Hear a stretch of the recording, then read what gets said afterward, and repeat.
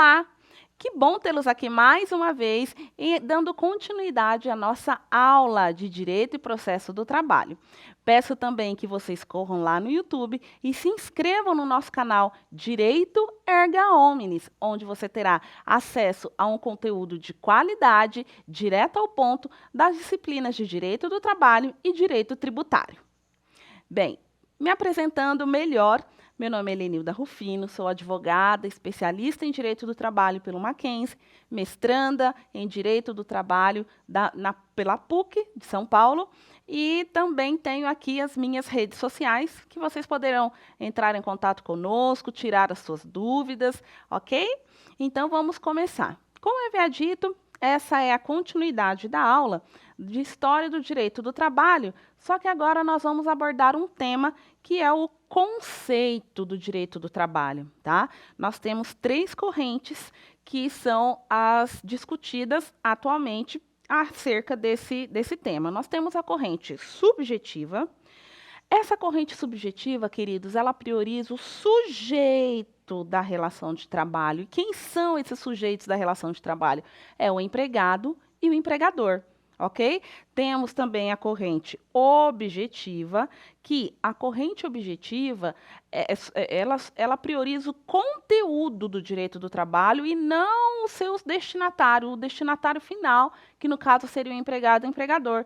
Então, a corrente objetiva, ela prioriza as leis, ela prioriza o que está escrito na Constituição Federal, lá no artigo 7º, acerca do direito do trabalho e as demais leis que estão lá na nossa consolidação do trabalho. Temos também a corrente mista, que é a corrente majoritária, queridos. Opa, deixa eu apagar aqui. Que é a corrente majoritária. Tá? E a corrente majoritária acerca do conceito de direito do trabalho, ela diz o seguinte: ela engloba tanto a corrente subjetiva quanto a corrente objetiva. Por quê? Porque essa é uma forma de valorizar, de validar tanto o sujeito da relação de trabalho quanto o seu conteúdo, né? A letra da lei. Então, seguindo aqui, vamos ver o que o nosso mestre Maurício Godinho Delgado, né, o nosso querido ministro Maurício Godinho Delgado, ele diz acerca do conceito de direito do trabalho. Então, Godinho, ele entende que direito de um trabalho é um complexo de princípios, regras e institutos jurídicos que regulam no tocante a pessoas e matérias envolvidas a relação empregatícia de trabalho, além de outras relações laborais normativamente especificadas, tá? Muita atenção, porque o conceito de direito do trabalho, principalmente do nosso ministro e doutrinador Maurício Godinho Delgado, é muito cobrado nos editais de concurso da magistratura, do trabalho, de técnicos especialistas ali, né, do Tribunal Trabalhista e também na OAB. Prosseguindo, meus queridos, nós temos que compreender também que existe uma visão pós-moderna, né, constitucional acerca dos princípios. E que diz o seguinte: os princípios, né, nessa visão contemporânea, os princípios, eles são espécies do gênero norma. Tá? Portanto, quando se fala em normas, nós temos que incluir regras, princípios e valores, que é o tripé basilar do conceito de direito do trabalho. Vocês não podem esquecer desses 3 pontos, tá? Dessa pontuação. Então, aqui trocando em miúdos, normas, dentro do guarda-chuva de normas, tá? A norma está aqui. A norma. Debaixo da norma, nós temos as regras, os princípios e os valores. Então, norma é o gênero. Eita, letrinha. E regras, princípios e valores são espécies do gênero de norma. Ok? Bom, uma outra questão muito importante que nós temos, não podemos deixar de falar, é que o entendimento hoje é que com a emenda constitucional número 45, lá de 2004, quando ela veio e ampliou a competência da Justiça do Trabalho, queridos, ela ampliou apenas modificou apenas a abrangência, tá? Ela ampliou apenas a competência da Justiça do Trabalho e em nada mudou no que se diz na questão conceitual de direito do trabalho, tá? A emenda constitucional número 45 de 2004, ela apenas tornou mais amplo a aplicação do direito do trabalho, que passou a abarcar ali o trabalhador não empregado, no caso dos avulsos, trabalhador rural, trabalhador eventual e por aí vai. Teremos uma aula, inclusive, específica de espécies de trabalhadores. Prosseguindo, nós vamos falar um pouco das características do direito do trabalho, gente. Muito importante esse ponto. Algumas questões aqui nós falamos na aula passada, porque o direito do trabalho ele é um ramo especializado do direito, né? A justiça do trabalho ela é uma justiça especial, assim como o direito eleitoral e o direito militar. Né? Tanto direito eleitoral, direito militar e direito do trabalho são justiças especializadas, né? Cada uma com o seu tribunal, cada uma com as suas regras, cada uma com o seu segmento ali interno, tá? Quando a gente fala de funções, a função do direito do trabalho, a função é atuar na sociedade e que o direito do trabalho traga o cumprimento de objetivos sociais, econômicos, culturais e políticos, ou seja, o direito do trabalho ele existe para pacificar as relações de trabalho na sociedade, que envolve os direitos econômicos, culturais e políticos. A terceira característica do direito do trabalho, ela já tem um cunho intervencionista. Isso significa o quê, professora? Significa que o direito do trabalho ele é um direito dirigido, que tem um dirigismo estatal, ele é dirigido pelo Estado. E esse dirigismo estatal, ele limita a negociação entre as partes. Ou seja, quando a gente pega lá o nosso contrato de trabalho, as regras que estão lá no contrato de trabalho, elas são limitadas pela legislação, ali pela CLT, tá?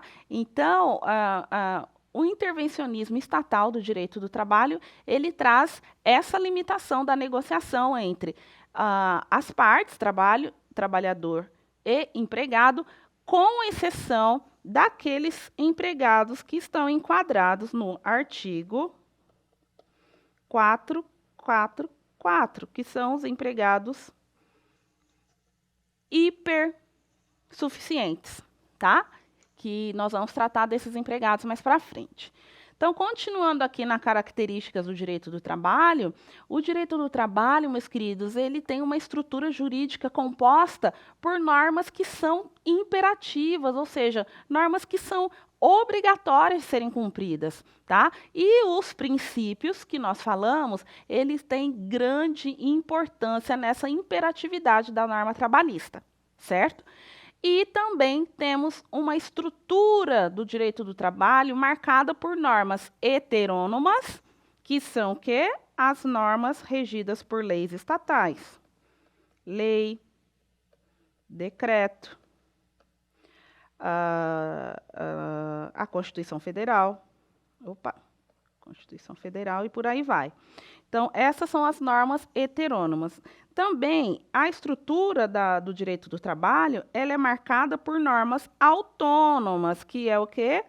Acordo e convenção coletiva do trabalho, tá? E normas internacionais heterônomas, que são nada mais, nada menos as convenções internacionais, tá? Os acordos e convenções internacionais do trabalho. E, por fim, como característica, e na minha concepção, a mais importante do direito do trabalho é a proteção ao trabalhador. Então, vamos lá, deixa eu apagar aqui. A proteção ao trabalhador, meus alunos, ela tem, além de ser uma característica do direito do trabalho, ela tem uma função tutelar, que é a principal função do direito do trabalho, que é o quê? Defender o trabalhador e o contrato mínimo. Esse contrato mínimo é aquele contrato que tem as suas cláusulas protegidas pelo Estado. Ó, negociação entre as partes, né? Limita a negociação entre as partes. Então, como característica e função, o princípio, a proteção do trabalhador, né? O direito do trabalho protege o trabalhador, o contrato mínimo, e busca melhorar a condição do trabalhador, né? Melhorar as condições de contrato pactuados, da força de trabalho e na ordem econômica, ok? Seguindo aqui, nós vamos falar da abrangência do direito do trabalho. Até onde vai? O que está dentro do guarda-chuva do direito do trabalho, afinal de contas? Então, nós vamos pegar aqui. Nós temos o direito material, tá? O direito material, ele engloba tanto o direito individual quanto o direito coletivo. Temos também a figura do direito constitucional do trabalho, do direito internacional do trabalho e do direito público do trabalho. Nós veremos cada um destes detalhadamente agora na sequência. Falando um pouquinho mais do direito público do trabalho, professor, o que tem dentro desse direito público do trabalho? Até onde vai? O que está envolvendo? O que engloba o direito público do trabalho, afinal de contas? Nós respondemos. O que engloba o direito público do trabalho é o direito processual do trabalho, o direito administrativo do trabalho, o direito ambiental, direito acidentário e o controverso direito penal do trabalho. Então, precisamos entender, meus queridos, que o direito penal do trabalho ainda é uma matéria controversa, tá? Ainda é uma matéria incerta, ainda é uma matéria contestável. Por quê? Porque ainda não se sabe a real existência desse ramo do direito que deveria ser próprio e autônomo sobre o título de direito penal do trabalho, certo? Por que isso, professora? Porque o direito, esse suposto direito penal do trabalho, ele não atende os requisitos de autonomia desse ramo jurídico, tá? Ele não atende aqui a autonomia, como, por exemplo, princípios próprios, teorias, complexidade de matéria, doutrinadores que falem a respeito desse direito penal do trabalho. Mas questões acerca da existência ou não desse direito penal do trabalho já foi cobrado em provas, ok? Então, vamos seguir aqui. Vamos falar um pouquinho, na tela cheia, o direito constitucional do trabalho, tá? Aqui no direito constitucional do trabalho, eu sei que a imagem está um pouquinho reduzida, mas a gente vai passar por cada uma delas aqui com muita tranquilidade. O direito constitucional do trabalho, ele surge lá na década de 1930, na era Vargas, como vimos na aula passada, e todo o direito constitucional que foi previsto naquela primeira Constituição da era Vargas de 1934, ele se repetiu, né? Ele se repetiu aqui em todos os textos constitucionais seguintes. Então, agora a gente vai dar uma pincelada aqui em quais foram os impactos, tá? Trabalhistas das constituições que nós tivemos aqui no Brasil, desde a primeira, que foi em 1824, que era onde vigorava o Império. Então, enquanto vigia o Império aqui no Brasil, por óbvio, a escravidão também era a maior prática, né, de trabalho braçal, e aqui inexistia direito do trabalho na Constituição de 1924. Já na Constituição de 1981, o presidente Deodoro da Fonseca foi quem assumiu, e aqui também era inexistente o direito do trabalho, as leis trabalhistas eram ausentes, tá? A única coisa que foi prevista aqui na Constituição de 1991 foi a permissão da liberdade de associação, tá? A livre associação aqui na Constituição de 1891, ela estava nessa Constituição que foi da era Deodoro da Fonseca. Já aí na Constituição de 1934, queridos, que foi a era Vargas, foi a Constituição que constitucionalizou os direitos trabalhistas, tá? Os direitos trabalhistas. Então, aquele artigo 121 que nós lemos na aula passada, todos aqueles direitos que foram contemplados na Constituição Federal de 1931, eles se repetiram em todas as constituições seguintes. Então, aqui com maior clareza, também nas constituições de 1946, 1967 e 68, né, que foi a juntada governamentista, né, e até que se chegou na nossa Constituição Federal de 1988, conhecida como a Constituição Cidadã. Então, desde 1934, queridos, os direitos trabalhistas, eles foram apenas ampliados, né? De 1934 para cá, os direitos trabalhistas foram ampliados, deixados de forma mais robustas, com uma efetividade mais evidente do que e não se suprimiu direitos, né, a partir da Constituição de 1934. Vamos falar agora, pessoal, do direito internacional do trabalho. Tá? O direito internacional do trabalho, meus queridos, surge lá em 1919, com o quê? Com a fundação da OIT pelo Tratado de Versalhes. OIT, Organização Internacional do Trabalho. Organização Internacional do Trabalho, com o Tratado de Versalhes, tá? Que tem mantido a sua influência nos direitos internos, nas nossas normas nacionais e comunitárias até o dia de hoje, tá? Inclusive, queridos, a ONU, desde que ela foi instituída lá em 1945, ela tem aprovado declarações e convenções internacionais que dão relevância ao direito do trabalho, tá? Até por conta de sua história, da sua essência, né? Da visão do direito do trabalho na era escravocrata, ok? Quando seguimos um pouquinho aqui no nosso tema, nós podemos ver que o STF, tá, lá em 2008, ele conferiu caráter supralegal às regras e tratados de convenções internacionais de direitos humanos, cadê? Sobre direitos humanos, independentemente do quórum de aprovação parlamentar, que é aquele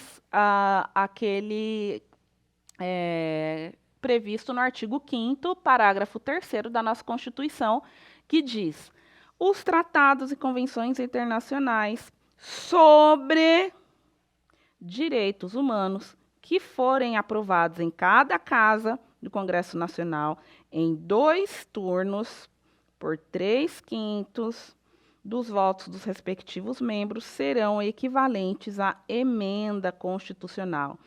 Gente, preste atenção nas provas de OAB, que geralmente vem essa pegadinha, porque o que eles fazem? Vem esse artigo omitindo aqui o sobre direitos humanos, deixando a questão aberta, né? Tratados e convenções internacionais que foram aprovados. Não, são tratados são tratados e convenções internacionais sobre direitos humanos, tá, gente? Se faltar essa palavrinha aqui, não tem equivalência à emenda constitucional, tá? Essa regra veio também com a emenda constitucional número 45, que foi efetivada lá em 2004, tá? Seguindo aqui, direito ambiental do trabalho. Professora, como assim meio ambiente do trabalho? Gente, aqui a gente está tratando do meio ambiente físico do trabalho, da segurança do trabalho, da medicina do trabalho, tá? Aqui, gente, entra em discussão o direito acidentário do trabalho, tá? É composto por essas disciplinas do meio ambiente do trabalho, bem como a segurança e medicina do trabalho e o direito acidentário, tá? Discute-se hoje uma estruturação e gestão de meio ambiente laboral, tá? A respeito da gestão do contrato de trabalho. Então, numa empresa, né, quando ainda mais na era pandemia, né, no início da pandemia, as empresas elas tiveram uma preocupação muito grande, relevante, né, de extrema importância a respeito do meio ambiente de trabalho de seus funcionários, que passaram a trabalhar em casa, em home office, e então houve essa preocupação de uma cadeira adequada. Muitas empresas forneceram para os seus empregados uma cadeira adequada, uma mesa adequada, um computador adequado, para que não se houvesse acidentes de trabalho oriundo de inúmeros problemas que podem dar aí por um funcionário trabalhar sentado por várias horas seguidas ao longo dos anos, tá? Então, como havia dito, aqui deixa claro que o meio ambiente de trabalho é em relação às empresas e o estabelecimento, tá? O local físico onde as empresas funcionam. Vamos falar um pouquinho agora da autonomia do direito do trabalho, tá, gente? Bom, professor, o direito do trabalho, ele é uma ciência que ela depende de uma outra ciência para ter sua efetividade? Não, negativo. O direito do trabalho é uma ciência autônoma, tá? Ela tem princípios e regras que diferenciam o direito do trabalho do direito civil, tá? Por quê? Porque o direito do trabalho tem um objeto próprio, que é a relação de trabalho e os direitos do trabalhador, tá? Também tem um significado, número de doutrinadores, né, de cientistas, de pesquisadores acerca dessa ciência, e também tem uma legislação própria e extravagante acerca do direito do trabalho. Outra questão que temos que considerar é que, Nilda, professora, já que o direito do trabalho é uma ciência autônoma, o que é necessário para que uma ciência seja considerada autônoma? Ora, queridos, vamos ver aqui. Nós temos os pré-requisitos que uma ciência deve ter para ser considerada uma ciência autônoma, que é princípios próprios, objetivo de estudo específico, no caso do direito do trabalho, é a relação do trabalhador, legislação própria, nós temos a nossa CLT, e também um significado número de doutrinadores a respeito desse tema, ok? Prosseguindo aqui na nossa aula, vamos falar um pouquinho da natureza jurídica do direito do trabalho, gente. Bom, qual é, professor, o entendimento majoritário acerca da natureza jurídica? Bom, vamos lá. A natureza jurídica, o entendimento majoritário é que o direito do trabalho, ele é um ramo de direito privado, ao contrário do que muitas pessoas entendem. Bom, o direito do trabalho, querido, ele é destinado a regular relação de emprego entre pessoas particulares. Tá? Entre mim, por exemplo, e a nossa instituição aqui, que nós damos aula. Então, eu e a instituição, nós temos uma relação particular, tá? Ou seja, uma relação privada. E, apesar de que parte das normas que regem, né, a nossa relação de trabalho sejam de ordem pública e obrigatórias, né, que sejam ordens imperativas, congentes, esse fato, né, de ser estabelecido aí um dirigismo estatal, uma supervisão estatal do direito do trabalho, apesar desses fatos, não altera a natureza jurídica do direito do trabalho. O direito do trabalho não deixa de ser um ramo privado pelo fato de de termos um dirigismo estatal latente sobre essa disciplina, tá? Aqui uma observação é que o direito privado, ele permite que o interesse do particular seja regulado, tá? Quanto o direito público, já o direito público, só diferenciando um do outro, para que vocês saibam, é voltado para a organização do Estado, tá? E não para essa relação entre particulares. Então, lembrando, a natureza jurídica do direito do trabalho é uma natureza de direito privado. Bom, queridos, ficamos por aqui, a nossa aula 2. Ela estará disponível gratuitamente no nosso canal do YouTube, Direito Erga Omnes. Lá você terá acessos de conteúdos de qualidade, tanto de direito do trabalho quanto de direito tributário, com a professora Marcela Magno. Eu agradeço a atenção de vocês. Qualquer dúvidas e demais questões que vocês tenham, só mandar ali nas mensagens do nosso canal, que a gente tem o prazer de situar, de auxiliar vocês, tá bom? Um forte abraço, fiquem todos com Deus e não deixem de cuidar das suas famílias. Tchau, tchau.